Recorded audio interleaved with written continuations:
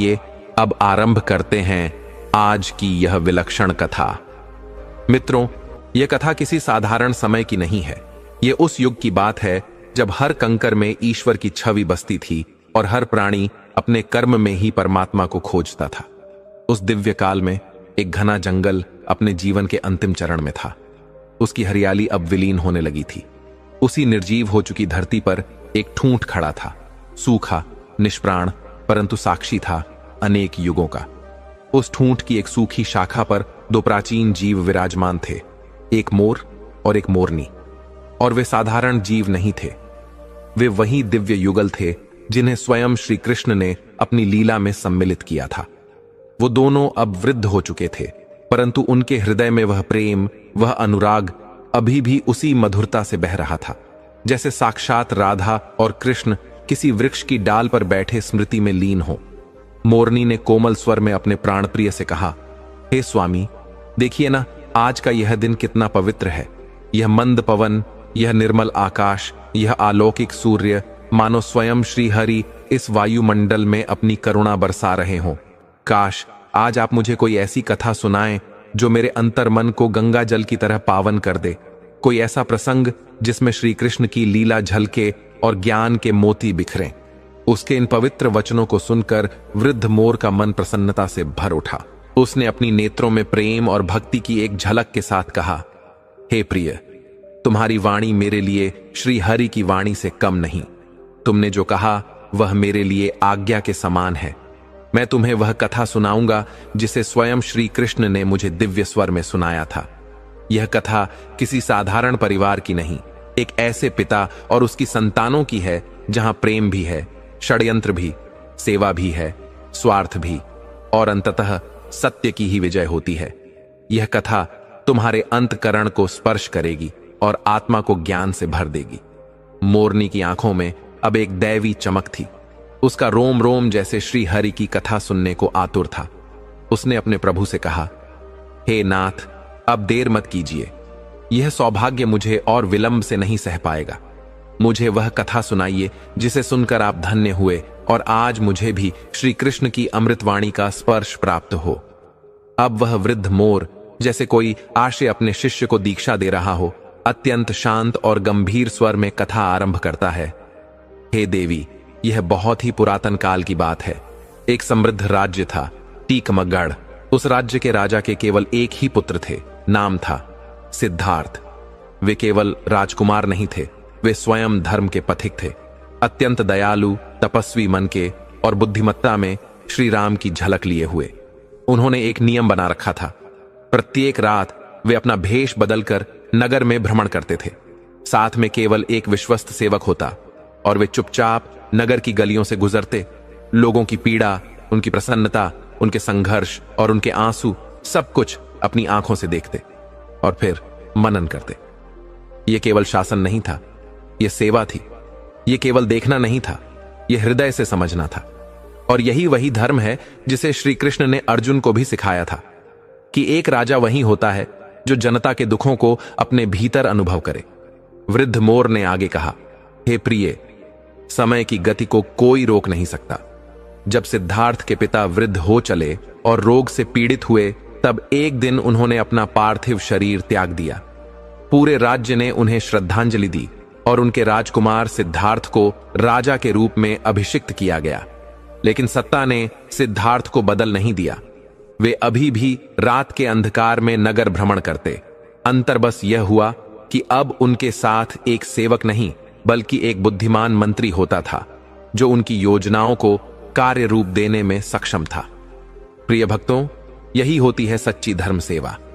जब मनुष्य सिंहासन पर बैठकर भी विनम्र बना रहे, जब सत्ता हाथ में आकर भी अहंकार न पनपे, और जब हृदय में श्री हरि का नाम बना रहे, तब वही जीवन श्री कृष्ण के चरणों में समर्पित होता है। मित्रों, यह कथा केवल एक घटना की नहीं, यह उस लीला की बुनावट है जिसमें हर संयोग, हर संवाद किसी गहरे उद्देश्य की पूर्ति के लिए होता है। उस रात्रि जब नगर निद्रा में डूबा हुआ था और आकाश में शांति की चादर पसरी थी, तभी राजा सिद्धार्थ अपने प्रिय मंत्री संग साधारण भेष में नगर भ्रमण पर निकले हुए थे।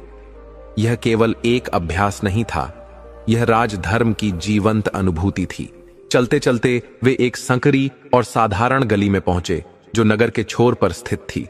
तभी एक घर के भीतर से कुछ स्त्रियों के धीमे स्वर में वार्तालाप करने की मधुर गूंज सुनाई दी। चारों ओर सन्नाटा था, अतः वे दोनों उस घर के द्वार के समीप आकर खड़े हो गए और भीतर की बातों को सुनने लगे। द्वार की एक संकीर्ण दरार से भीतर झांकने पर उन्होंने देखा 3 रूपवती युवतियां बैठी आपस में वार्तालाप कर रही थीं। उनकी वार्ता इतनी सहज और आत्मीय थी कि प्रतीत होता था मानो वे तीनों सगी बहनें हैं। वे अपने सपनों की उड़ान में व्यस्त थीं, जैसे किसी कमल के पुष्प पर बैठी आत्माएं अपने भावी जीवन की कल्पनाओं का पूजन कर रही हों। बड़ी बहन ने मुस्कुराकर कहा, हे बहनों, मुझे तो पकवानों का बड़ा मोह है। मेरी इच्छा है कि मैं ऐसे पुरुष से विवाह करूं जो किसी राजमहल का मुख्य रसोइया हो, जो मेरे लिए दिन रात नए नए व्यंजन बनाए और मैं रानी बनकर स्वाद का सुख लूं। यही मेरे जीवन की पूर्णता होगी। मंझली बहन ने हंसते हुए कहा, हे बहन, तुम्हारा शौक तो बड़ा विचित्र है। मुझे तो सत्ता और शक्ति का आकर्षण है। मेरा मन कहता है कि मेरा विवाह किसी राजमंत्री, सेनापति या नगर के कोतवाल से हो, क्योंकि वही लोग राज्य को चलाते हैं, उसकी रक्षा करते हैं। मैं ऐसी स्त्री बनना चाहती हूं जिसकी छाया सत्ता की चौखट तक पहुंचे। इतनी देर से मौन बैठी छोटी बहन को दोनों ने लक्ष्य किया और पूछा, बहन, तुम तो चुपचाप बैठी हो, कुछ तो बताओ, तुम्हारा क्या सपना है? वह छोटी बहन, जो साधारण वाणी में असाधारण स्वप्नों को जीती थी, गहरी सांस लेकर बोली, मेरे प्रियजनों, मेरा विवाह किसी नौकर या अधिकारी से नहीं हो सकता। मैं तो केवल राजा से विवाह करूंगी, ताकि तुम्हारे पतियों पर मेरा भी आदेश चले। और केवल यही नहीं, मेरा स्वप्न इससे भी आगे का है। मैं ऐसा पुत्र चाहती हूं जो जब हंसे तो उसके मुख से फूल झरें, जब रोए तो उसकी आंखों से मोती टपकें। उसके एक ओर के केश सोने जैसे हों और दूसरी ओर चांदी जैसे। यही मेरा संकल्प है। उसके इस अलौकिक और कल्पनातीत स्वप्न को सुनकर दोनों बहनों ने जोर से ठहाका लगाया और उसका उपहास करने लगीं। तू तो सदा पागलों जैसी बातें करती है बहन, ऐसी संतान कभी हुई है क्या? वे उसे यथार्थ में लौट आने की सीख देने लगीं। किंतु मित्रों, वे क्या जानती थीं कि जिसकी कल्पना में भी प्रभु का स्पर्श हो, उसका उपहास करना अपने भाग्य का अपमान करना है। और उस क्षण वहीं द्वार पर राजा सिद्धार्थ और मंत्री खड़े होकर यह सब सुन रहे थे। उस छोटी बहन की वाणी और उसकी दिव्य कल्पना को सुनकर राजा का अंतर्मन हिल गया। उन्होंने मंत्री से धीमे स्वर में कहा, मंत्रीवर, इस घर को भली भांति पहचान लो। कल प्रातः इन तीनों बहनों को आदर सहित दरबार में बुलवाओ। मुझे इनसे कुछ विशेष बात करनी है। कथा यहीं थमती नहीं प्रियजनों, यह वहीं से प्रारंभ होती है जहां विश्वास का अंकुर उगता है। वृद्ध मोर अब मोरनी से कहता है, हे प्रिय, मेरी प्रार्थना है कि इस कथा को जो भी भक्त सुन रहा है, उनके जीवन में श्री हरि की कृपा बनी रहे, उनके जीवन के सब दुख हर लिए जाएं। मित्रों, यदि आप भी इस अमृत कथा को हृदय से सुन रहे हैं तो कमेंट में जय श्री राधे कृष्ण अवश्य लिखें। और जैसा गरुड़ पुराण जैसे दिव्य ग्रंथ में कहा गया है, जो कथा अधूरी छोड़ दी जाती है वह पुण्य नहीं, अपूर्णता कहलाती है।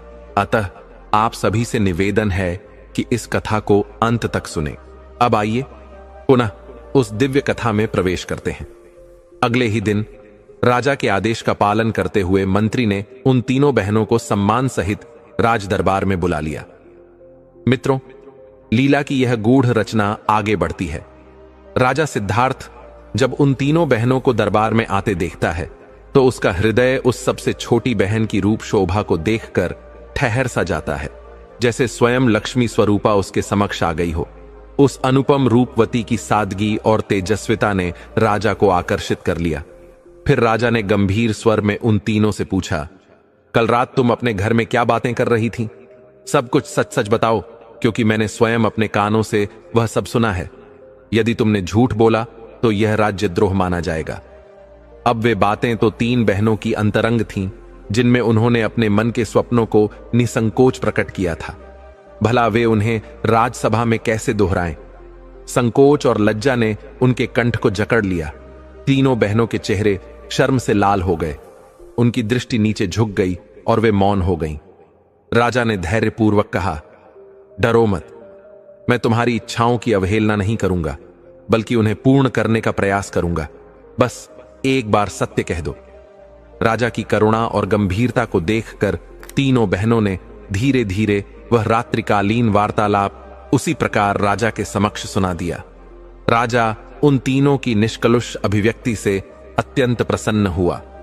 उसने तुरंत अपने राजभवन के मुख्य रसोइये को बुलवाया और बड़ी बहन का हाथ उसके हाथ में सौंपते हुए कहा, आज से यह तुम्हारी धर्मपत्नी है। तुम्हारा धर्म होगा कि इसे सदैव स्वादिष्ट भोजन बनाकर खिलाना। फिर राजा ने एक मंत्री को बुलाया और मंझली बहन का हाथ उसके हाथ में देकर कहा, आज से यह तुम्हारी पत्नी है, इसे सम्मान और प्रेम देना।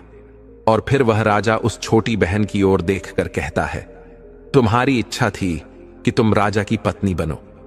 मैं इस राज्य का राजा हूं और मैं तुम्हें अपनी पत्नी के रूप में स्वीकार करता हूं। यह वचन सुनते ही छोटी बहन की आंखों से आनंद के अश्रु बहने लगे। उसका हृदय प्रभु के चरणों की तरह भर आया। राजा ने तुरंत विवाह की तैयारी का आदेश दिया। पूरे महल में उत्सव का स्वरूप छा गया। तीनों बहनों के विवाह संपन्न हुए। बड़ी बहन का विवाह रसोइये से, मंझली का मंत्री से और छोटी बहन स्वयं राजा की वधू बनकर राजमहल में आ गई। एक साधारण घर की कन्या अब राजसी वैभव की रानी बन गई। मित्रों, जब विधाता की इच्छा होती है तब साधारणता भी महिमा बन जाती है, परंतु जहां ईश्वर की कृपा उतरती है वहीं ईर्ष्या भी अपने कुटिल पंख फैलाने लगती है। बड़ी और मंझली बहनें अब अपनी छोटी बहन के भाग्य को देखकर संतप्त होने लगीं। जब भी वे आपस में मिलती तो कटु भावों से भरी बातें करती। देखो ना, छोटी तो सच में रानी बन गई और हम अपनी चाहे शादी के बाद भी उसके चरणों में पड़ी हैं। क्या खास है उसमें जो राजा ने उसे चुन लिया? मंझली बहन धीरे से कहती, बहन, मुझे भी बड़ा अजीब लगता है। क्या केवल बातें करने से कोई रानी बन जाती है? राजा की दृष्टि कैसे उस पर ठहर गई? मेरी समझ से तो तुम ही रानी बनने योग्य थी, न कि वह। वे दोनों बहनें बार बार अपने मन की जलन को झूठी तारीफों से दबाती, एक दूसरे को सांत्वना देती, पर भीतर ही भीतर उनकी आत्मा ईर्ष्या से तपती रहती। जब कभी छोटी बहन, जो अब रानी थी, उनसे स्नेह से मिलने जाती तो अपने राजसी भाव को किनारे रखकर अत्यंत सहजता से मिलती थी। वह कभी यह महसूस नहीं होने देती कि वह अब रानी है और वे उसकी सेविका के स्तर पर हैं। उसने कभी उन्हें अपने से छोटा नहीं माना, बल्कि सच्चे मन से प्रेम किया। किंतु मित्रों, जब मन जलन से भर जाए तो प्रेम भी चोट जैसा लगता है। वे दोनों बहनें दिन रात यही सोचती, हम बड़ी होकर भी उसकी अधीनता में जी रहे हैं, हमारे पति भी उसके आदेश पर कार्य करते हैं। यह अपमान नहीं तो और क्या है। उसकी सरलता और स्नेह की अवहेलना करते हुए वे दोनों बहनें मन ही मन एक षड्यंत्र रचने लगी। कभी तो यह सोचती कि उसे समाप्त कर दें, कभी यह कि किसी प्रकार राजा की दृष्टि में उसे गिरा दें, ताकि उसके वैभव और प्रेम से उन्हें मुक्ति मिल सके। और वहीं दूसरी ओर छोटी बहन रानी होकर भी बहनों को अपना परम स्नेह देती रही। वह जानती थी कि राजमहल की ऊंचाई केवल सिंहासन से नहीं, रिश्तों की मिठास से स्थिर होती है। परंतु सच्चाई यही थी कि पूरा नगर जानता था, दो बहनें अब केवल सेवकों की पत्नियां हैं और उनकी सबसे छोटी बहन अब उस भूमि की रानी है। और यही सत्य उनकी आत्मा को दिन रात भीतर ही भीतर जलाता रहा। प्रिय भक्तों, समय का चक्र जब करुणा और कपट के बीच घूमता है, तब भगवान भी हर घटना में लीला का सूत्र छुपा देते हैं। कुछ महीनों के बाद जब छोटी बहन, जो अब रानी बन चुकी थी, उसके गर्भधारण की शुभ सूचना प्रसारित हुई तो समस्त राजमहल आनंदित हो उठा। राजा के हृदय में भी यह बात अत्यंत हर्ष की थी। उसी समय उसकी दोनों बड़ी बहनें उससे मिलने पहुंचती हैं और भावभीने स्वर में कहती हैं, हे बहन, यह तो हमारे लिए बड़े सौभाग्य की बात है कि तुम मां बनने वाली हो। अब हम दोनों बहनें जन्म तक तुम्हारी सेवा करेंगी। उस रानी बहन ने अत्यंत श्रद्धा और नम्रता से उत्तर दिया, बहनों, इससे शुभ और क्या होगा। तुम मेरी बड़ी बहनें ही नहीं, मेरी जननी के तुल्य हो। मेरी सेवा का अधिकार तुमसे बढ़कर किसे हो सकता है। तुम अपने पतियों से कहो कि राजा से निवेदन करें, मुझे विश्वास है कि महाराज इसे स्वीकार करेंगे। और सचमुच जब दोनों बहनों के पतियों ने राजा से यह विनती की तो राजा ने शांति से कहा, मैं रानी से पूछकर ही उत्तर दूंगा। जब यह बात रानी से पूछी गई तो उसने हर्ष से स्वीकार किया और राजा ने दोनों बहनों को रानी की सेवा के लिए महल में रहने की अनुमति दे दी। वे दोनों बहनें अब रानी के अत्यंत समीप थीं और उनके कपटी हृदय को अब अपनी दुष्टता को मूर्त रूप देने का पूरा अवसर प्राप्त हो चुका था। समय बीतता गया। जब रानी के गर्भ से संतान जन्म लेने का समय निकट आया तो इन दोनों बहनों ने षड्यंत्र पूर्वक महल की सभी दासियों को किसी न किसी बहाने से दूर भेज दिया ताकि रानी असहाय हो जाए। उसी समय रानी ने एक अत्यंत सुंदर और तेजस्वी पुत्र को जन्म दिया, परंतु उस कन्या भाव विहीन बहनों के हृदय में ईर्ष्या की अग्नि भड़क उठी। उन्होंने उस बालक को एक कंबल में लपेटा, लकड़ी के संदूक में रखा और चुपचाप महल से बाहर ले जाकर नदी में प्रवाहित कर दिया। फिर एक मरे हुए कुत्ते का पिल्ला लाकर रानी के पास रख दिया और महल के सेवकों से कहा, रानी ने मृत कुत्ते का बच्चा जन्म दिया है। यह सुनते ही पूरे महल में सन्नाटा छा गया। जब राजा तक यह बात पहुंची तो उनका चेहरा क्रोध से तमतमा उठा। वे बोले, जो स्त्री कुत्ते के बच्चे को जन्म देती है उसका मेरे जीवन में क्या स्थान, मैं इसे तुरंत मृत्यु दंड दूंगा। तभी मंत्री ने धर्म और धैर्य की बात करके राजा को शांत किया और रानी का प्राण रक्षा की। उधर वह संदूक जिसे बहाकर बहनों ने नदी में छोड़ा था धीरे धीरे नहर में बहता हुआ राजा के बगीचे की ओर जा पहुंचा। उसी बगीचे की रखवाली करने वाले माली ने जब उस संदूक को देखा तो कौतूहलवश उसे बाहर निकाल लाया।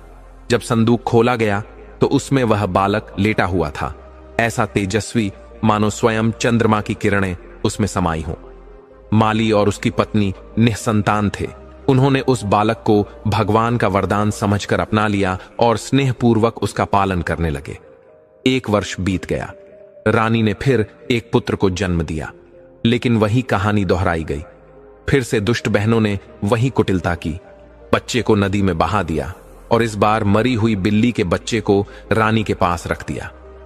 राजा फिर से क्रोधित हुआ, परंतु मंत्री के संयम से रानी फिर से बचाई गई और दूसरी बार का संदूक भी माली को ही मिला। उसने भी उस बालक को अपनाकर अपनी पत्नी को सौंप दिया। समय आगे बढ़ा। इस बार रानी ने एक कन्या को जन्म दिया, लेकिन रानी की वह दुर्भाग्यशाली पुत्री भी बहनों के षड्यंत्र की भेंट चढ़ गई। उसे भी उसी तरह नहर में बहा दिया गया और वह बालिका भी उसी माली को मिल गई। माली और उसकी पत्नी ने उस कन्या को भी अपनी संतान मानकर हृदय से अपना लिया। इस प्रकार भगवान की लीला, जो न्याय और अधर्म के बीच संतुलन बनाकर चलती है, ने यह दिखाया कि सच्चा मातृत्व, सच्चा पिता रक्त के नहीं करुणा के बंधन से जुड़ता है और जिनका हृदय निष्कलंक होता है उनके हाथों में ही ईश्वर अपनी सबसे कीमती संतानें सौंपता है। प्रिय भक्तों, जब अधर्म की काली छाया न्याय की आंखों पर पर्दा डाल देती है तब सत्य को यातना सहनी पड़ती है। रानी की दुष्ट बहनों ने इस बार सारी मर्यादा को लांघते हुए रानी के समीप एक मरी हुई छूंदर रख दी। यह देख राजा का क्रोध अग्नि की ज्वाला बन गया। उसका हृदय सोचने लगा कि इस रानी के कारण पूरे नगर में उपहास हो रहा है। नगरवासी अब यह कहने लगे हैं कि रानी तो कुत्ते, बिल्ली और छूंदर को जन्म देती है। लगता है जैसे कोई कुल कलंकिनी ही राज्य के आंगन में आ गई है। राजा की चेतना में अब दया का स्थान नहीं रहा। वह क्रोध में कहने लगा, अब मैं इस स्त्री को बिल्कुल नहीं छोड़ूंगा। परंतु वह मंत्री जिसने धर्म की रेखा अभी तक संभाली थी, उसने हाथ जोड़कर करुणा से भरे स्वर में राजा से प्रार्थना की, महाराज, रानी का क्या दोष? यदि आप इसे मार भी देंगे तो क्या इससे आपके घर पुत्र और पुत्री उत्पन्न हो जाएंगे? कृपा करिए, इसे मृत्यु नहीं दीजिए, बस आप इसे त्याग दीजिए। इससे अधिक उचित और क्या होगा? राजा ने भारी स्वर में उत्तर दिया, यदि तुम कहते हो तो मैं इसे मृत्यु नहीं दूंगा, पर दंड तो अवश्य दूंगा और ऐसा दूंगा जो मृत्यु से भी कठोर होगा। इस बार मैं कोई सलाह नहीं सुनूंगा। और फिर वह चौराहे पर एक कारागार जैसा महल बनवाता है, जिसके भीतर एक विशाल लकड़ी का पिंजरा स्थापित किया गया। उसी पिंजरे में रानी को बंद करवा दिया गया। राजा ने कठोर आदेश जारी किया, जो कोई भी इस मार्ग से गुजरे वह इस रानी पर थूकेगा, और यदि कोई ऐसा न करे तो उसे भी वैसी ही कठोर सजा दी जाएगी जैसी रानी को दी गई है। यह सुनकर मंत्री का अंतःकरण पीड़ा से कांप उठा। उसने सोचा, यह दंड तो उन दुष्ट बहनों को मिलना चाहिए था, लेकिन बेचारी निर्दोष रानी इस अपमान की अग्नि में झोंक दी गई है। उधर रानी के वे तीनों पुत्र और पुत्री उस माली के घर में धीरे धीरे बड़े हो रहे थे। माली ने भगवान का प्रसाद समझकर उनकी शिक्षा दीक्षा का उत्तम प्रबंध किया। समय के साथ वे तीनों बालक बालिका सभी विद्याओं में निपुण हो गए। लेकिन जैसा संसार का नियम है, माली और उसकी पत्नी भी कुछ समय बाद इस संसार से विदा हो जाते हैं। उनकी अंतिम यात्रा के बाद तीनों भाई बहन उसी घर में रहने लगे। दोनों भाइयों को राज्य में नौकरी मिल गई, किंतु अभी तक उनकी राजा से भेंट नहीं हुई थी। एक दिन दोनों भाई शिकार के लिए वन की ओर निकल जाते हैं। घर पर उनकी बहन अकेली रह जाती है। उसी समय एक वृद्धा उनके घर आ पहुंचती है और कहती है, बेटी, मैं बहुत थक गई हूं, क्या कुछ समय के लिए तुम्हारे यहां विश्राम कर सकती हूं? कन्या ने मुस्कुराते हुए उन्हें घर में आदरपूर्वक ठहराया, उन्हें भोजन कराया, प्रेम पूर्वक सेवा की और घर के समीपवर्ती सुंदर बाग, बगीचे, सरोवर सब कुछ दिखाया। बुजुर्ग माता उस मनोहारी दृश्य को देखकर पुलकित हो उठी। तब कन्या ने श्रद्धा से पूछा, अम्मा, क्या आपको मेरा यह बाग और यह स्थान अच्छा लगा? क्या इसमें कोई कमी है? उस वृद्धा ने मुस्कुराकर कहा, बेटी, मुझसे यह न पूछो, कहीं तुम यह न कहो कि यह 2 टके की बूढ़ी स्त्री मेरे बाग में दोष निकालने आई है। कन्या ने हाथ जोड़कर कहा, मां जी, ऐसा मत कहिए। जो भी कमी आपको लगे कृपा कर मुझे बताइए, मैं उसे पूर्ण करने का प्रयास करूंगी। तब वह वृद्धा गहरे स्वर में कहती है, बेटी, यह स्थान तो सुंदर है, पर यदि 3 वस्तुएं यहां और आ जाएं तो यह संसार का सबसे अद्भुत बाग बन जाएगा, किंतु उन वस्तुओं को प्राप्त करना अत्यंत कठिन है।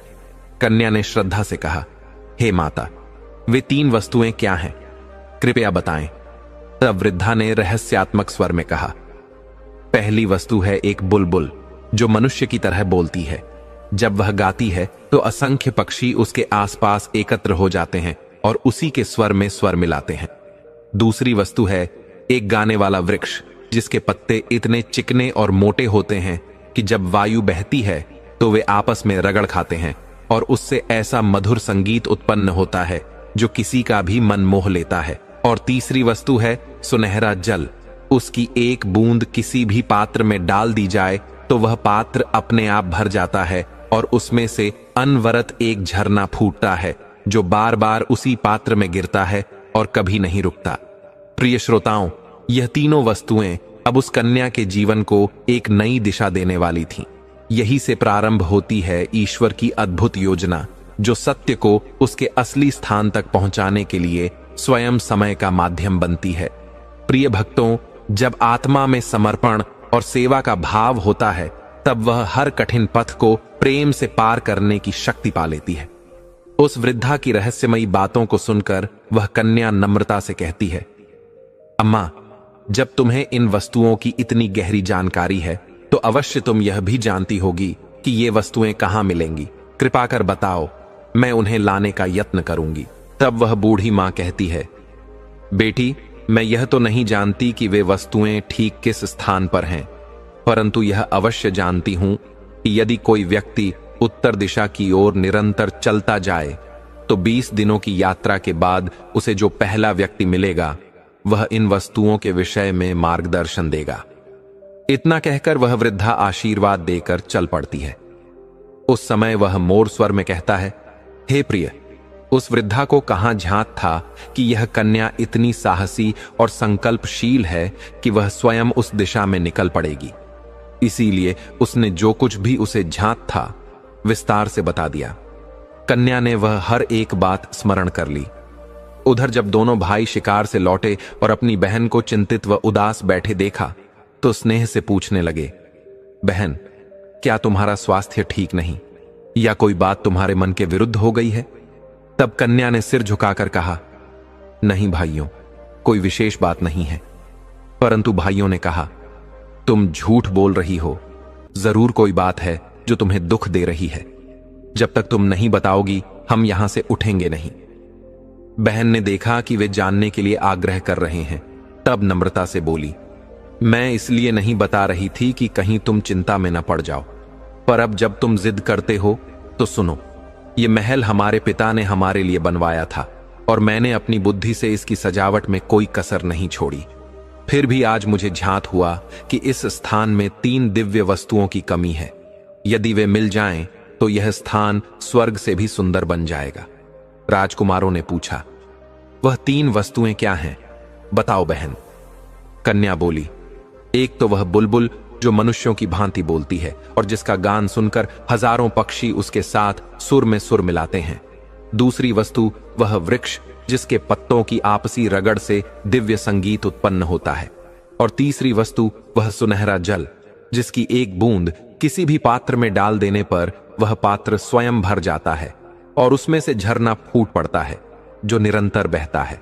राजकुमारों ने उत्तर दिया, बहन, यदि तुम हमें यह बता दो कि ये वस्तुएं किस दिशा में मिलेंगी तो हम तुम्हारे लिए उन्हें अवश्य लाने का प्रयास करेंगे। तब कन्या ने उस वृद्धा की कही हर एक बात अपने भाइयों को बता दी।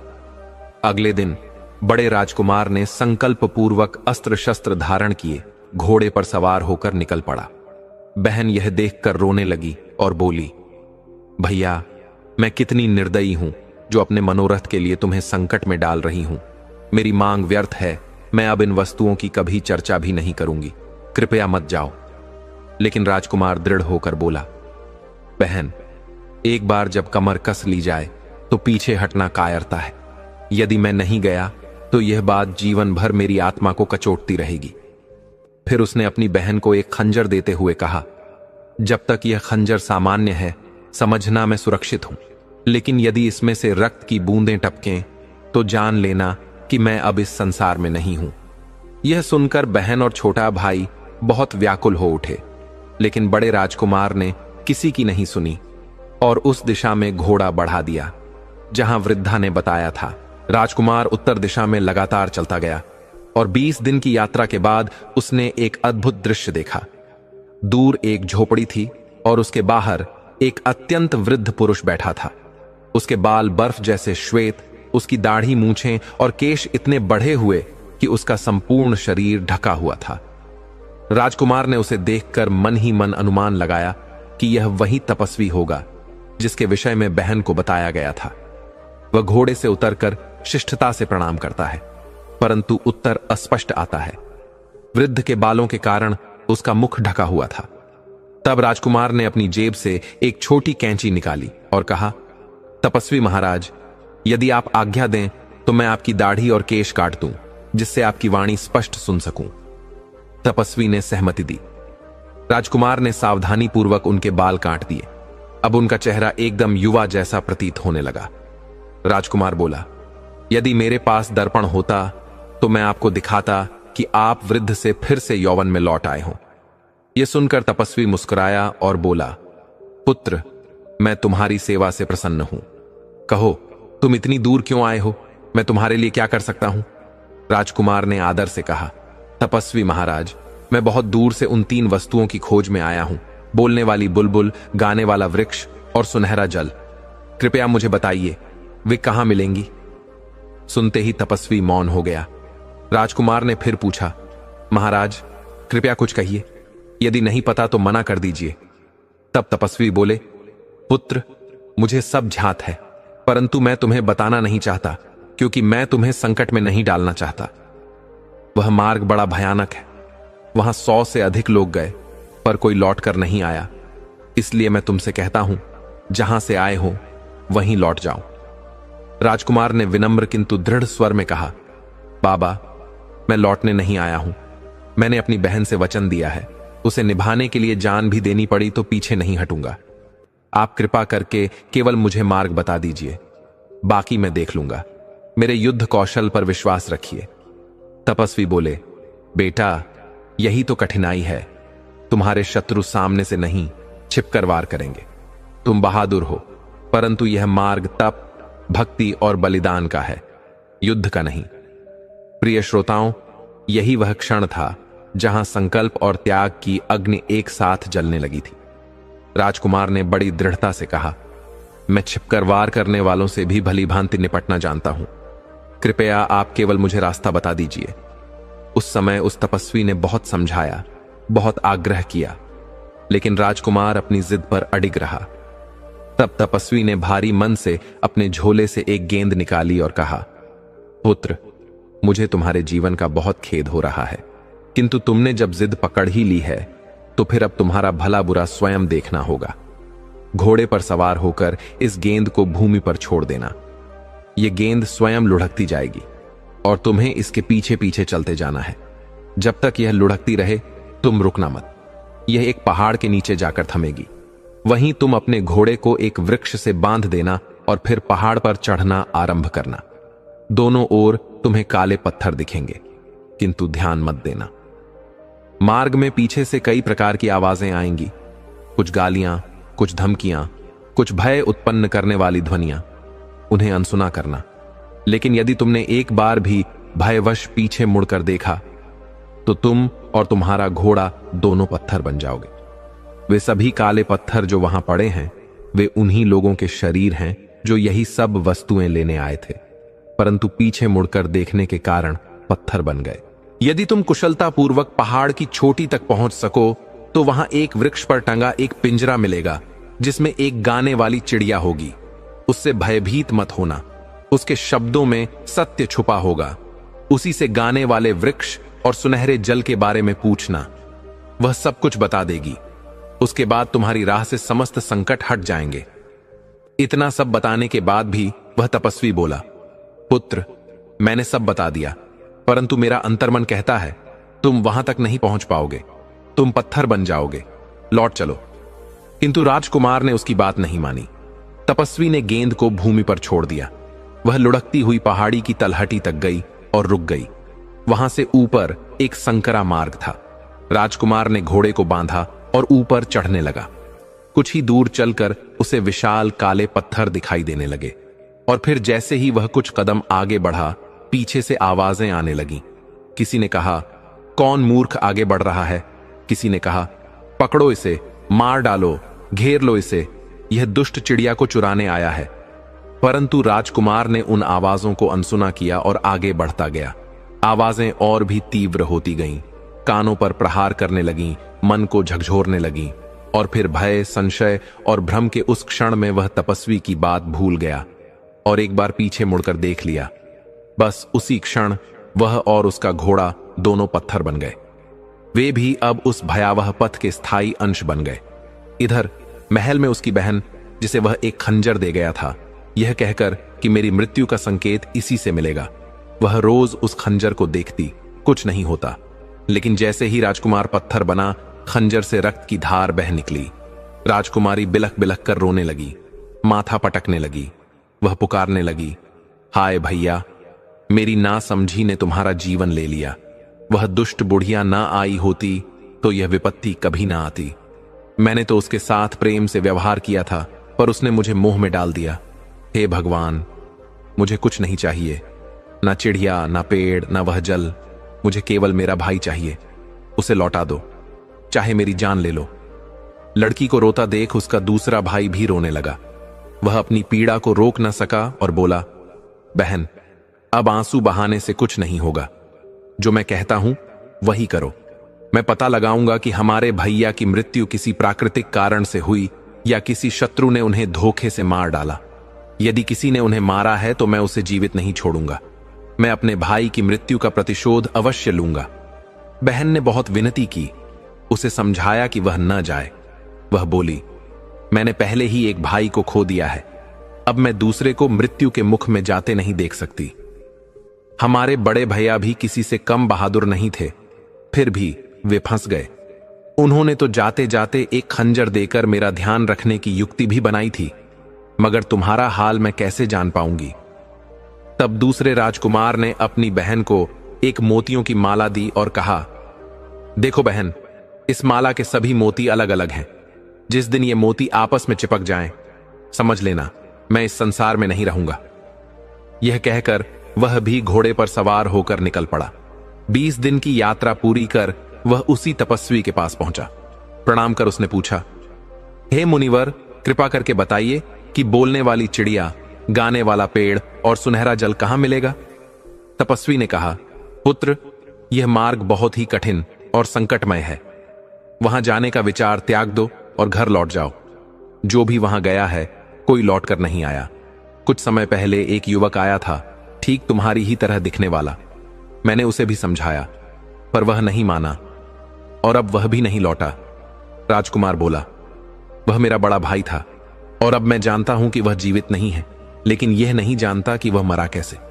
क्या किसी प्राकृतिक कारण से या किसी दुष्ट ने उसे मार डाला? सिद्ध तपस्वी बोला, पुत्र, बहुत से लोग मेरी चेतावनियों की अनदेखी कर उस मार्ग पर चले जाते हैं और अंततः काले पत्थर बन जाते हैं।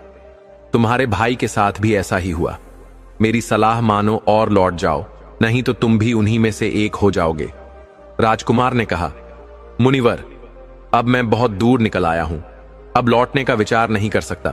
कृपा कर मुझे रास्ता बताइए। तपस्वी ने कहा, यदि तुम्हारी यही इच्छा है तो जाओ, यह गेंद तुम्हें मार्ग बताएगी।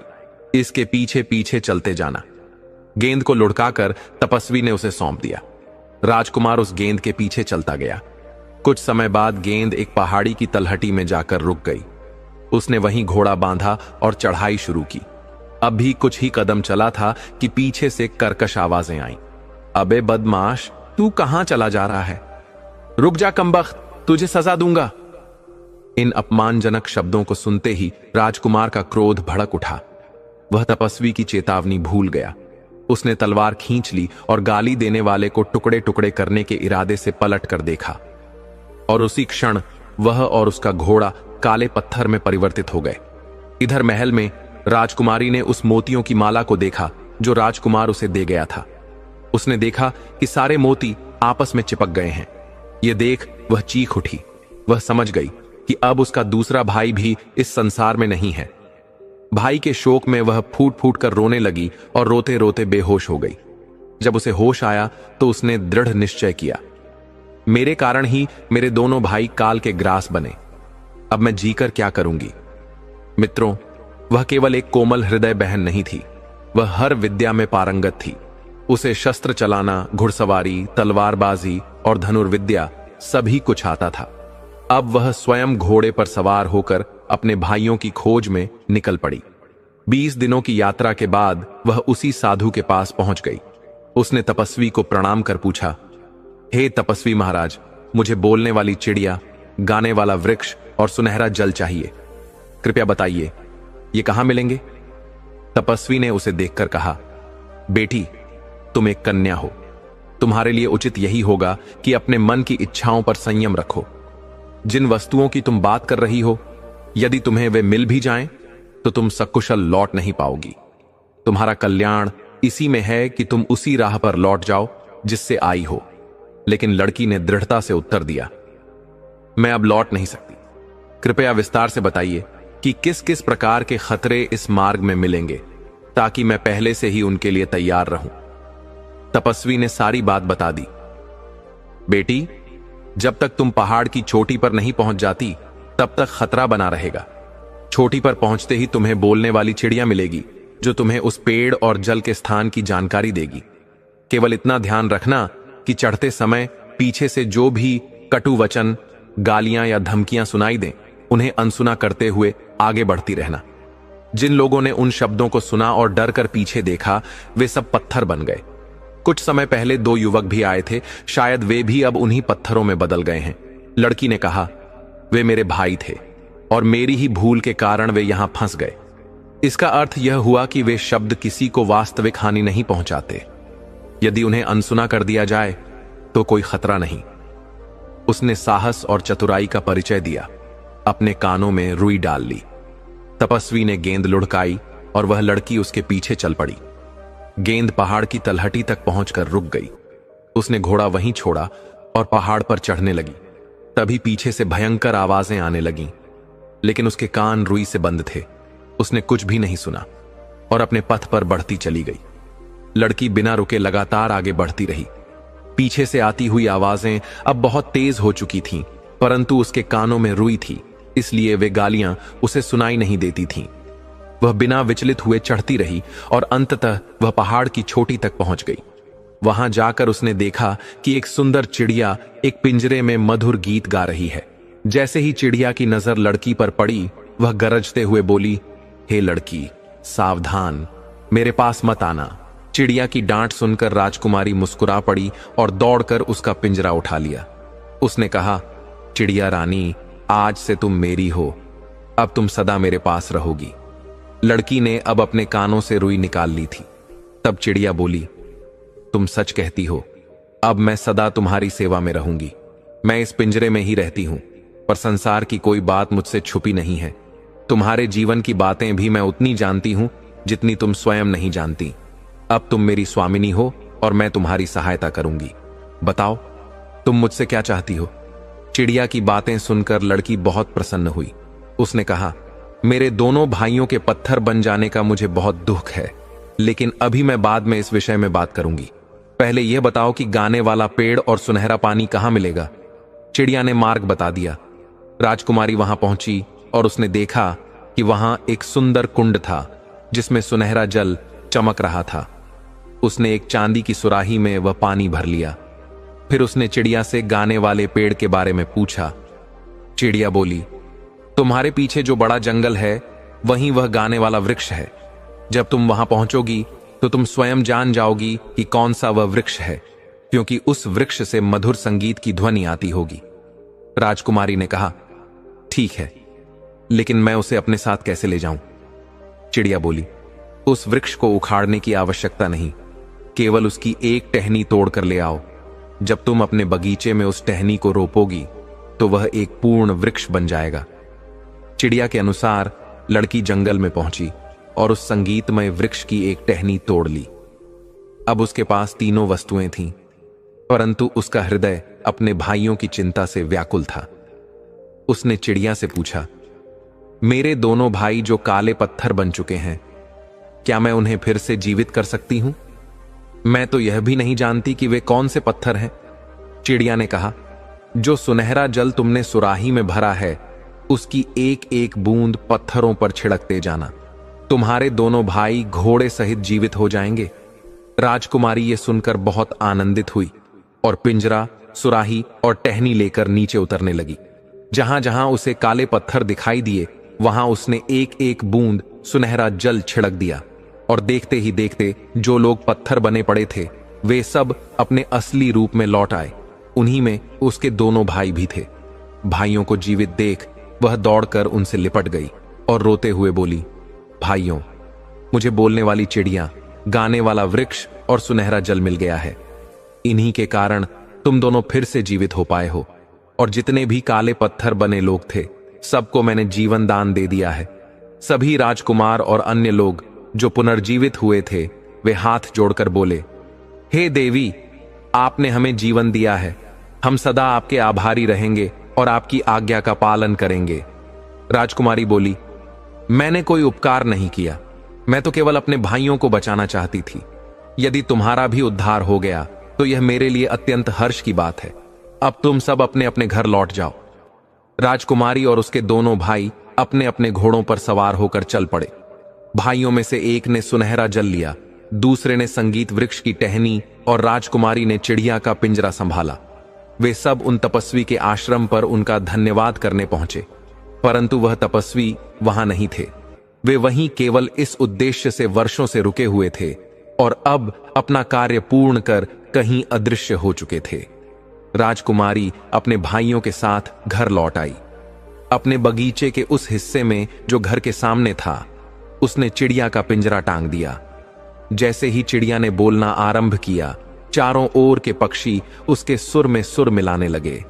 राजकुमारी ने पास ही में वह गाने वाले वृक्ष की टहनी रोप दी, जो कुछ ही दिनों में विशाल वृक्ष बन गई। जब भी हवा बहती, पत्तों के स्पर्श से उसमें संगीत गूंजने लगता। फिर उसने संगमरमर से एक सुंदर कुंड बनवाया और उसमें वह सुनहरा जल डाल दिया। कुछ ही क्षणों में वह कुंड भर गया और उसमें से एक सुंदर जलधारा ऊपर उठने लगी, एक ऐसा फव्वारा जो उसकी विजय और प्रेम का प्रतीक बन गया। मित्रों, कुछ ही समय में वह बाग इतना सुंदर और विलक्षण हो गया कि उसकी चर्चा पूरे नगर में फैल गई। नगर के कोने कोने से लोग उस बाग का दृश्य देखने आने लगे। धीरे धीरे नगर के सभी लोग राजकुमारी और उसके दोनों भाइयों को जानने लगे। उनके सौंदर्य, विनम्रता और दिव्यता से लोग बहुत प्रेम करने लगे। एक दिन ऐसा आया जब दोनों राजकुमार शिकार पर निकले। संयोग ऐसा बना कि उसी दिन उसी वन में वहां का राजा भी शिकार के लिए आया था। अचानक जंगल में ही दोनों राजकुमार राजा के सामने आ गए। उन्होंने झुककर राजा को प्रणाम किया। उनकी तेजस्विता और अनुपम सुंदरता देख राजा मंत्रमुग्ध रह गया। वह उनकी ओर निहारता ही रहा। फिर उसने उनसे उनका नाम और निवास पूछा। दोनों ने हाथ जोड़कर उत्तर दिया, महाराज, हम आपके पूर्व माली के पुत्र हैं। हमारे पिता अब इस संसार में नहीं रहे। हम दोनों अपनी बहन के साथ उसी महल में रहते हैं जो हमारे पिता ने आपकी अनुमति से जंगल के पास बनवाया था। हम प्रकृति के निकट इसीलिए रहते हैं ताकि योग्य बनकर भविष्य में आपकी सेवा कर सकें।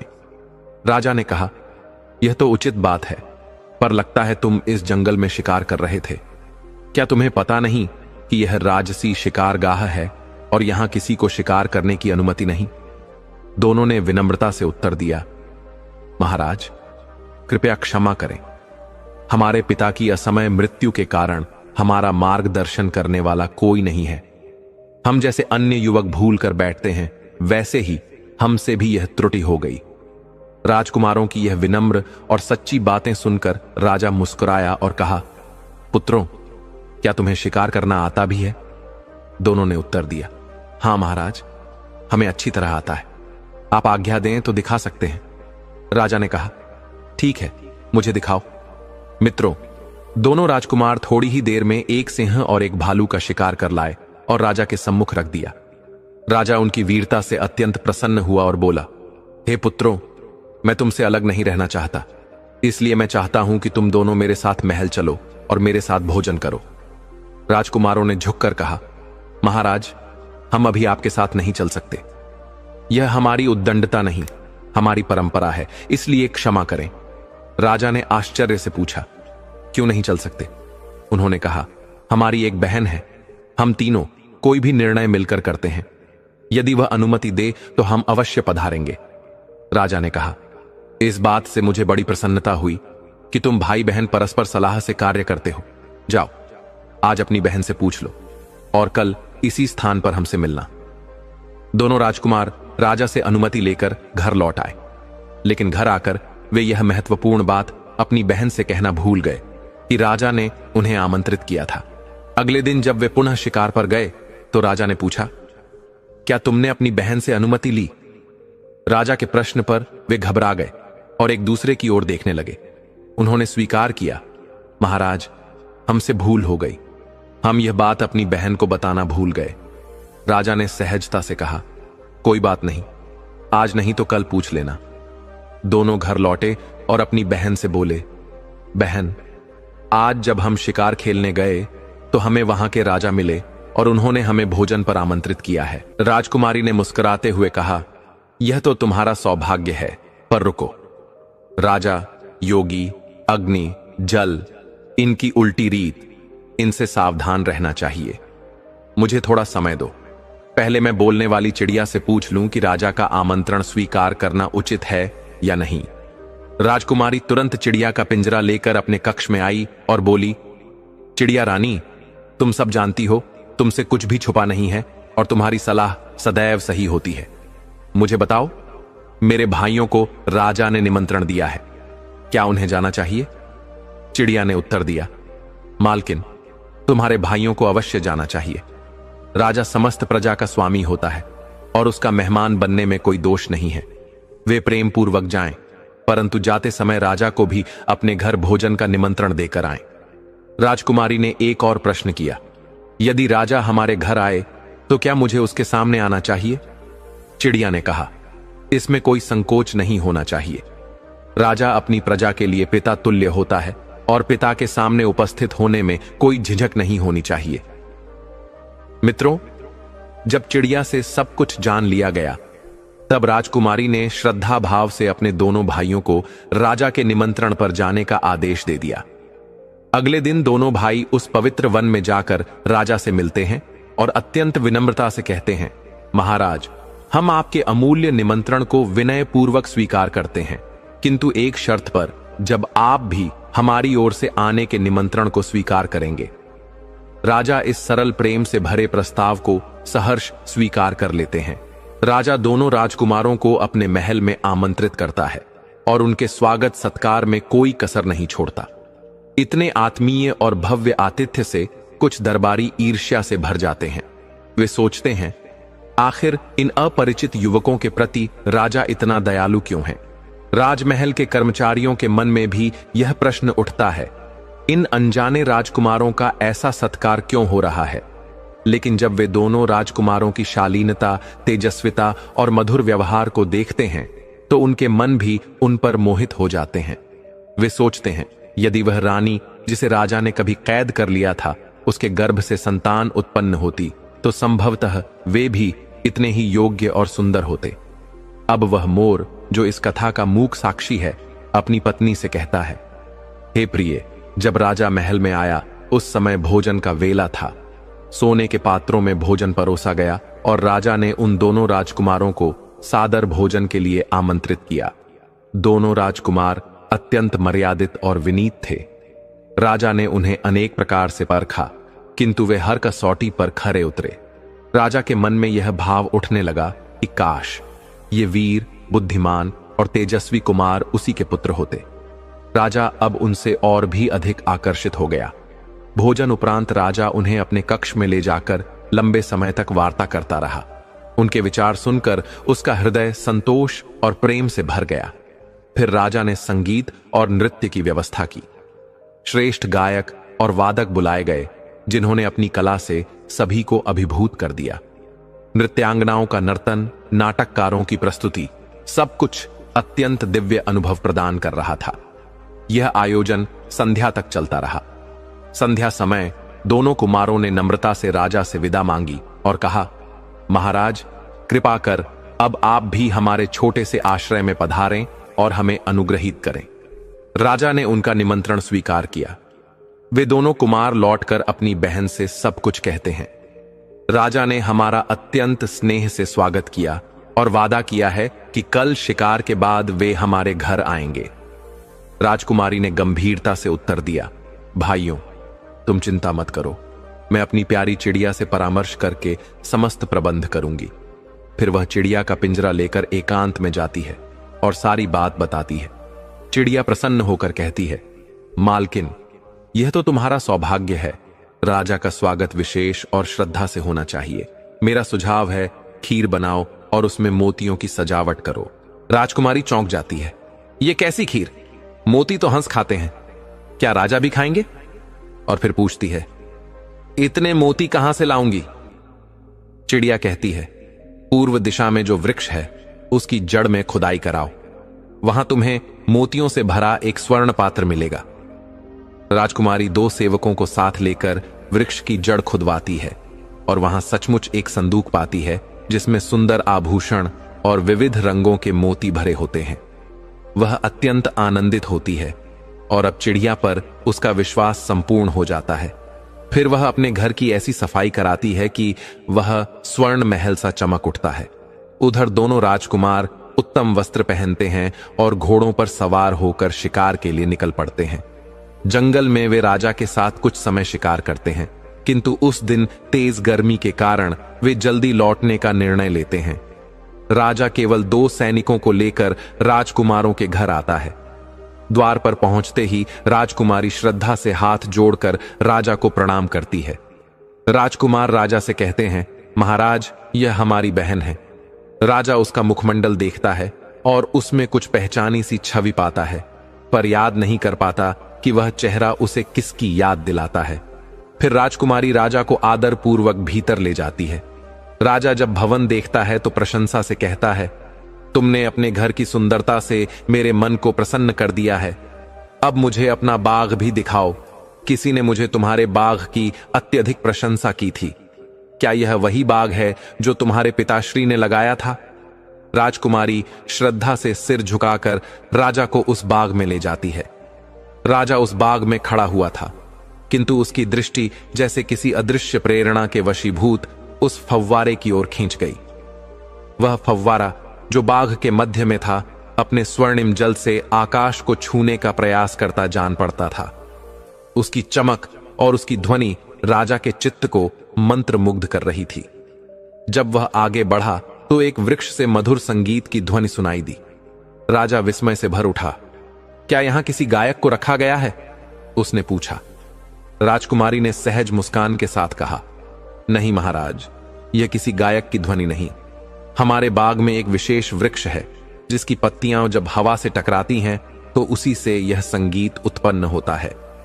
यह सुनते ही राजा अवाक रह गया। उसने स्वयं उस वृक्ष की ओर देखा और उसे सच में संगीत सुनाई दे रहा था।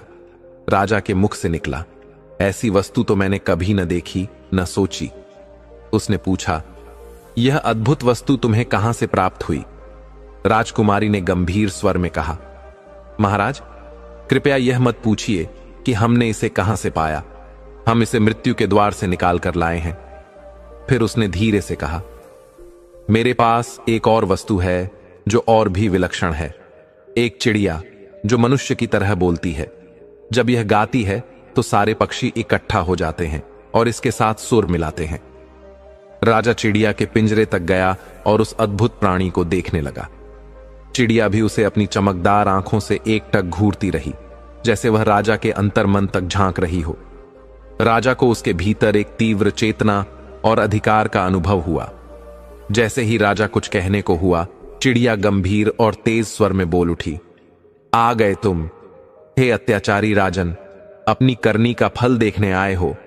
क्या तुम्हें इन निष्पाप चेहरों को देखकर ग्लानि नहीं होती जिन्हें तुमने स्वयं मृत्यु की ओर धकेला था? राजा यह सुनकर स्तब्ध रह गया। उसका चेहरा क्रोध और आश्चर्य से भर उठा। क्या बकवास कर रही हो पक्षी? राजा गरज उठा, मैंने किसी को मृत्यु नहीं दी। चिड़िया व्यंग्य से हंसी और उसकी वह हंसी राजा के कानों में जैसे आग बनकर चुभ गई। तुमने कुछ नहीं किया, चिड़िया बोली। तो फिर यह बताओ, जब तुम्हारी रानी ने बच्चों को जन्म दिया और वे साधारण मनुष्य निकले, तब क्या तुमने उन्हें नदी में बहाने का आदेश नहीं दिया? क्या तुमने उन्हें जानवरों के मरे हुए शरीरों से बदलवाकर अपनी ही पत्नी को कलंकित नहीं किया? राजा कांपने लगा। यह झूठ है, उसने कहा, लेकिन चिड़िया की वाणी में अब अग्नि थी। यदि तुम निर्दोष हो तो मेरी एक पहेली का उत्तर दो, वह बोली, और फिर अपने स्वर को गहरा कर बोली, वह कौन है जिसके मुख में जुबान थी पर सत्य न कह सकी? वह कौन है जिसकी आंखों में दृष्टि थी पर न्याय न देख सकी? वह कौन है जिसके हाथों में शक्ति थी पर अपने ही अंश को न थाम सकी? और वह कौन सी धारा है जो मृत्यु का आदेश लेकर जीवन का वरदान बन गई? राजा का हृदय जैसे एक एक शब्द पर कांपने लगा। वह बैठ गया, सिर थाम लिया। उसे कुछ भी समझ नहीं आ रहा था। उसकी चेतना डगमगा रही थी। उस समय चिड़िया की आवाज बदल गई। अब उसमें व्यंग नहीं, करुणा थी। वह बोली, राजन, तुम इस पहेली का उत्तर नहीं दे सके क्योंकि तुम्हारे सामने होते हुए भी सत्य षड्यंत्र के घने पर्दों से ढका रहा। मैंने जो कहानी कही वह झूठ थी, चिड़िया बोली, पर तुम्हारे कर्मों का आईना थी। अब सुनो सच्ची कथा। उस दिन से जब यह षड्यंत्र आरंभ हुआ, जब तुम्हारी रानी ने पहले पुत्र को जन्म दिया, तब उसकी सौतों ने उस सुंदर बालक को चुपचाप उठा लिया और एक मरे कुत्ते के पिल्ले को वहां रखकर बालक को नदी में बहा दिया। 1 वर्ष बाद जब दूसरा पुत्र जन्मा, तब उन्होंने वही किया। इस बार एक मरी बिल्ली को उसकी जगह रखा, और जब तीसरी बार एक कन्या का जन्म हुआ, तब भी वे नहीं रुकीं। उस मासूम कन्या को भी संदूक में बंद कर नदी में बहा दिया और जगह दी एक मृत छूंदर को। राजन, वे तुम्हारी पत्नियां नहीं थीं, वे तो तुम्हारे विनाश का कारण थीं। वह तो तुम्हारा बागवानी करने वाला वफादार माली था, जिसने इन तीनों बच्चों को नदी से निकालकर पाला पोसा, शिक्षा दी, संस्कार दिए। चिड़िया कुछ देर मौन रही और फिर बोली, हे राजन, यही तीनों संतान आज तुम्हारे सामने खड़ी हैं। ये दोनों वीर राजकुमार तुम्हारे पुत्र हैं और यह सुंदर कन्या तुम्हारी अपनी बेटी है। तुम्हारी निर्दोष रानी आज भी तुम्हारे दिए हुए अन्याय की सजा पिंजरे में बंद एक जीवन की भांति भुगत रही है। राजा के नेत्रों से अश्रुधारा बहने लगी। उसने कांपते हुए उन तीनों को देखा। अब उसे उनके चेहरों में अपनी ही छवि स्पष्ट दिखने लगी थी। वह बोला, हे देवी पक्षी, तूने मुझ अंधे को ज्योति दी, तूने मुझे मेरे बच्चों से मिलवाया, मेरी रानी का निष्कलंक होना सिद्ध किया। राजा ने अपने बच्चों को गले से लगाया। चारों ओर प्रेम, करुणा और पश्चाताप की गंगा बहने लगी। वह क्षण मानो युगों का प्रायश्चित था। राजा ने भोजन कराया, संवाद किया और फिर बोला, कल मैं लौटूंगा, पर अकेला नहीं, तुम्हारी माता को साथ लाने के लिए। कल तुम स्वयं उसकी अगवानी करना। महल लौटकर राजा ने अपने मंत्री को बुलाया और उसकी बुद्धिमत्ता की प्रशंसा की। उसने उसे बताया कि कैसे उसकी सजगता से रानी की जान बची। फिर उसने अपनी दोनों दुष्ट रानियों के पापों को उजागर किया और आदेश दिया कि उन्हें वैसी ही सजा दी जाए जैसी कभी निर्दोष रानी को दी गई थी। मंत्री ने राजा के आदेश का पालन करते हुए उन दोनों को बंदी बना लिया, किंतु राजा ने कहा, मुझे पहले अपना सबसे बड़ा पाप धोना है। मुझे अपनी रानी को उस अंधकार से निकालना है जिसमें मैंने उसे खुद धकेला था। और उसी क्षण वह राजा नहीं रहा। वह पश्चाताप में डूबा हुआ एक पिता, एक पति और एक प्रायश्चित करता आत्मा बन गया। एक ऐसा मनुष्य जो अंततः सत्य के सम्मुख नतमस्तक हो गया। राजा ने अपने तीनों बच्चों को अपने पास बुलाया।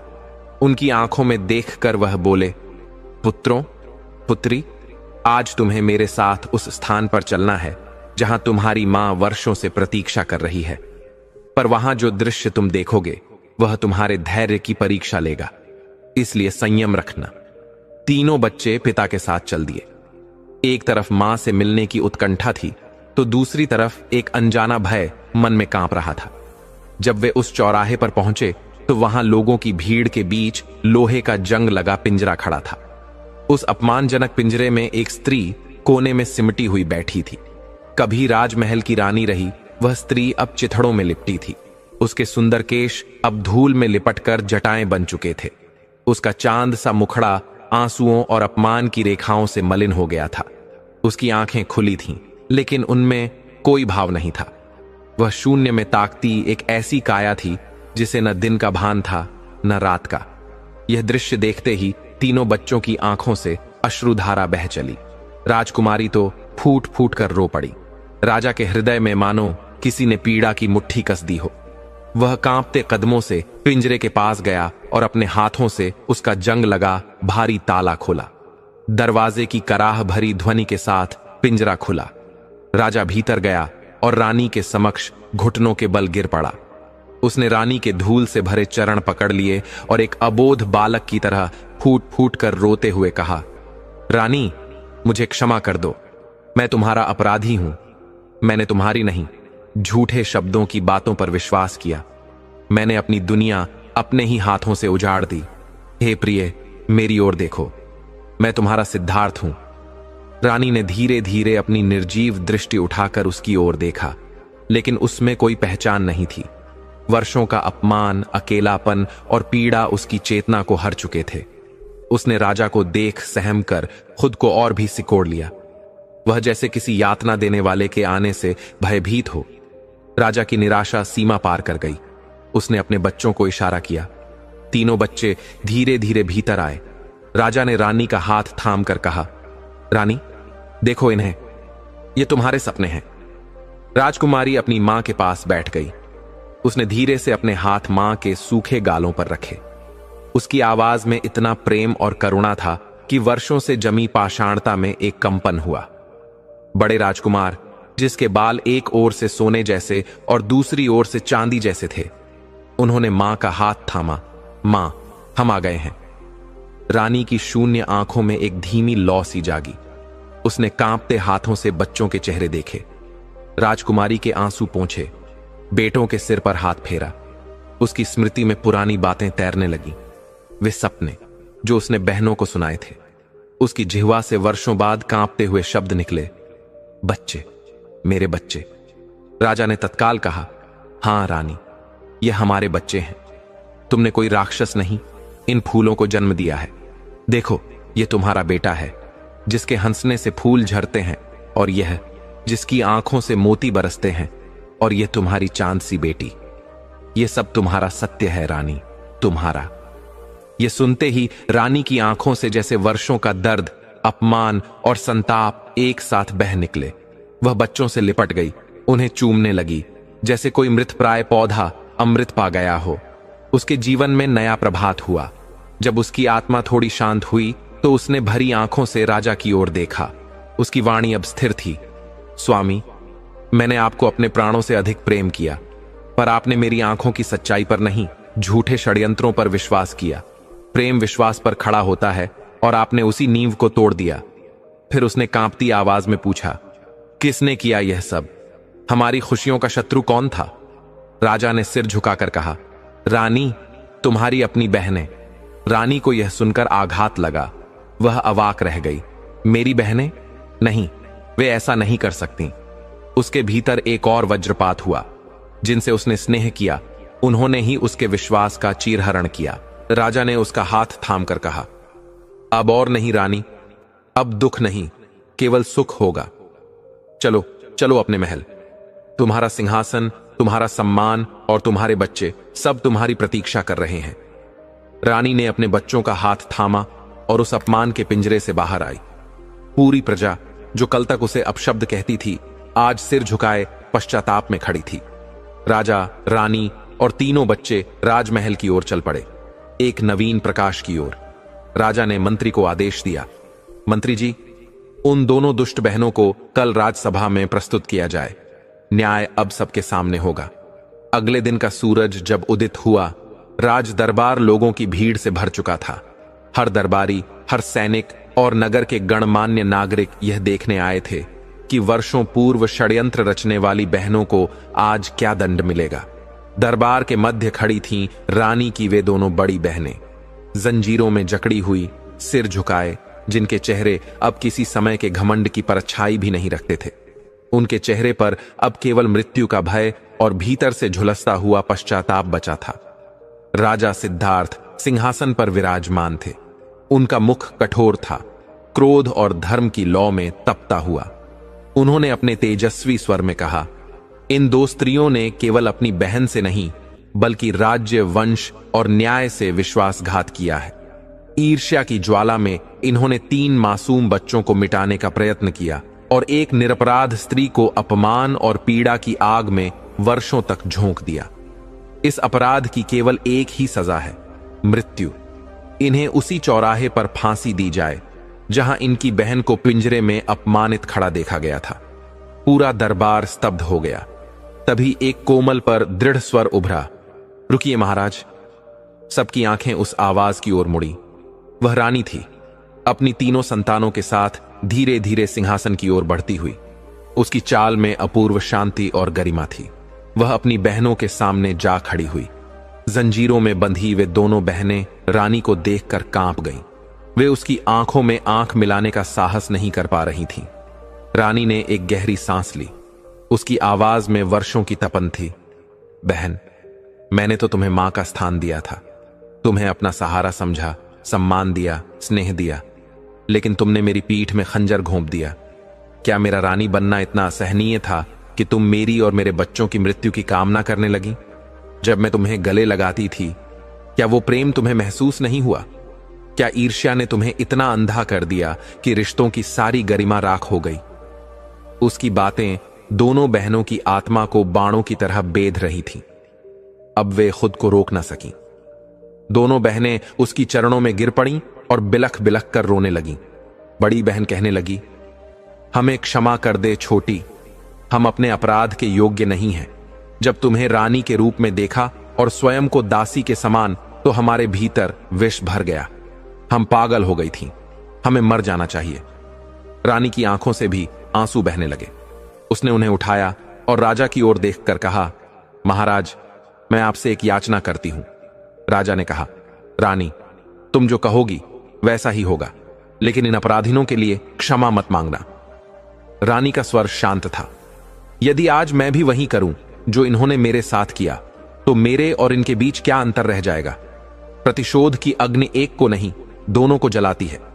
मृत्यु से बड़ी सजा है अपने पापों का बोझ लेकर जीवन जीना। इन्हें मृत्युदंड देने से मेरी आत्मा को शांति नहीं मिलेगी, केवल और विष घुलेगा। फिर उसने अपनी बहनों की ओर देखकर कहा, मैं तुम्हें क्षमा करती हूं, पर यह क्षमा तुम्हारे कर्मों के फल को नहीं मिटाती। महाराज, मैं प्रार्थना करती हूं कि इन्हें राज्य की सीमा पर स्थित किसी दूरस्थ आश्रम भेज दिया जाए, जहां ये दीन दुखियों की सेवा करें और जीवन भर अपने पापों का प्रायश्चित करें। यही सच्ची सजा होगी। पूरे दरबार में मौन व्याप्त हो गया। रानी की वाणी में करुणा भी थी और धर्म की गूंज भी। राजा उसकी बात सुनकर अपने स्थान से उठ खड़े हुए। उनकी आंखों में प्रेम और श्रद्धा की अश्रुधारा उमड़ आई। उन्होंने आदेश दिया, मेरी रानी की इच्छा ही अब राज्य की आज्ञा है। इन दोनों को उसी क्षमा और उसी तपस्या के पथ पर भेजा जाए। दोनों बहनें कांपते हुए रो रही थीं। उनमें से एक ने कहा, तू सचमुच रानी है, केवल राज्य की नहीं, हृदयों की भी। मोर ने यह कथा सुनाते हुए कहा, हे प्रिय, रानी ने अपने शत्रुओं को क्षमा करके स्वयं को महान बना लिया। अब परिवार एक हो चुका था और राज्य में फिर से प्रेम, आनंद और प्रकाश लौट आया। रानी की हर पीड़ा, हर अंधकार अब पीछे छूट गया था। उसका जीवन अब करुणा और प्रेम की धारा में बहने लगा था। मोरनी की आंखें नम हो गईं। वह बोली, स्वामी, यह कथा मन को छू गई। क्षमा से बड़ा कोई धर्म नहीं। मोर ने प्रेम से उसकी आंखों में झांका और कहा, हां प्रिय, यही इस कथा का सार है। आज परमात्मा ने फिर से सबको मिला दिया। दर्शक बंधु, अभी कथा यहीं खत्म नहीं होती। अभी हम ये भी कि अभिमन्यु कैसे था, दानवीर कर्ण का पुत्र। दर्शक बंधु, आज हम उस रहस्य से पर्दा उठाने जा रहे हैं जो महाभारत के इतिहास में दबा तो रहा, परंतु कभी मिटा नहीं। एक ऐसी कथा जो न तो हमें स्कूल की किताबों में पढ़ाई गई और न ही आम बोलचाल में सुनाई गई। एक ऐसा सत्य जिसे जानकर आप चौंक जाएंगे कि अभिमन्यु अर्जुन का नहीं, बल्कि कर्ण का सगा पुत्र था। बंधु, कल्पना कीजिए, कुरुक्षेत्र की रणभूमि में जब अभिमन्यु अकेला चक्रव्यूह को भेदता है। वह एक बालक है, मात्र 16 वर्षों का, और उसके सामने हैं 7 महारथी, कौरव पक्ष के समस्त योद्धा। फिर भी वह न केवल युद्ध करता है, बल्कि महायोद्धाओं को घायल करता है, पीछे हटने को विवश करता है। क्या यह सामर्थ्य किसी सामान्य राजकुमार के भीतर आ सकती है, या फिर यह उस रथी की विरासत है जिसने कभी सूर्य को चुनौती दी थी? महाभारत के कुछ गूढ़ प्रसंगों और विद्वानों की विशिष्ट व्याख्याओं में एक संकेत बार बार मिलता है कि सुभद्रा और कर्ण के बीच किसी समय एक आत्मिक संबंध पनपा था। यह वह समय था जब राजनीति, प्रेम और धर्म के बीच एक सूक्ष्म रेखा खिंच चुकी थी। श्री कृष्ण की बहन सुभद्रा, जिनका सौंदर्य, शील और बुद्धि अद्वितीय मानी जाती थी, उस समय अविवाहित थीं। कर्ण, जो स्वयं महारथी, दानी और तपस्वी थे, उन्हें जब सुभद्रा का सान्निध्य मिला तो दोनों के बीच एक आत्मिक आकर्षण उत्पन्न हुआ। कुछ प्राचीन कथाएं संकेत देती हैं कि दोनों के बीच प्रेम हुआ, और उस प्रेम की परिणति शारीरिक नहीं, आत्मिक थी। परंतु समय की गति ने सब कुछ बदल दिया। जब यह बात श्री कृष्ण को ज्ञात हुई तो उन्होंने स्थिति को समझते हुए सुभद्रा को तत्काल हस्तिनापुर भेज दिया।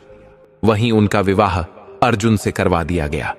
यह विवाह राजनीतिक दृष्टि से आवश्यक था, क्योंकि पांचाल, मथुरा और पांडवों का गठबंधन एक शक्तिशाली मोर्चा था।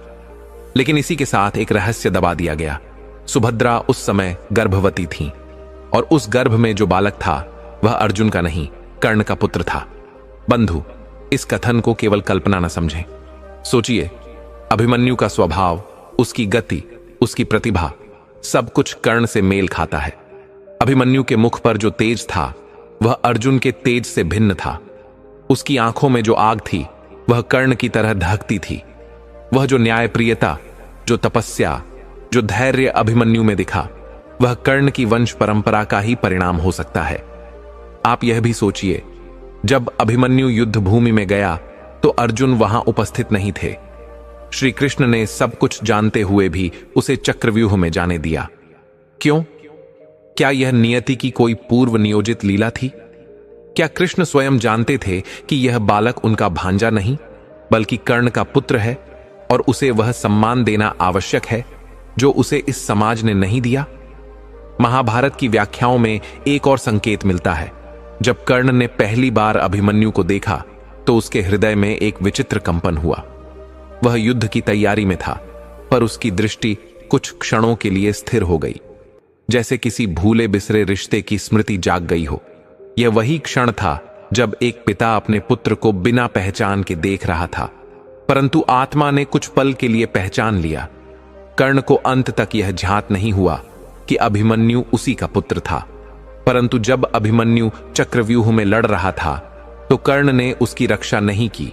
परंतु यह भी सत्य है कि उस युद्ध में उसने प्रत्यक्ष रूप से भाग नहीं लिया। क्या यह केवल एक संयोग था या आत्मा की कोई अदृश्य पुकार जिसे वह स्वयं भी समझ न सका? और जब अभिमन्यु वीर गति को प्राप्त हुआ, तब जो करुण क्रंदन संपूर्ण पांडवों के शिविर में फैला, उसमें अर्जुन का दुख तो था ही, लेकिन श्री कृष्ण की आंखें भी नम थीं। शायद उन्हें यह भान था कि एक युगांतकारी सत्य आज उनके ही सामने मिट गया। वह बालक जो कर्ण की आत्मा का अंश था, आज बिना किसी पहचान के चला गया। बंधु, यह कथा केवल रक्त का नहीं, आत्मा का संबंध है। यह कहानी बताती है कि कभी कभी संसार के नियम, राजनीति और धर्म एक ऐसे सत्य को दबा देते हैं जो युगों तक गूंजता रहता है। अभिमन्यु का तेज, उसका साहस, उसका बलिदान, यह सब केवल अर्जुन की संतान के रूप में नहीं समझा जा सकता। यह वह आग थी जो कर्ण की आत्मा से उत्पन्न हुई थी।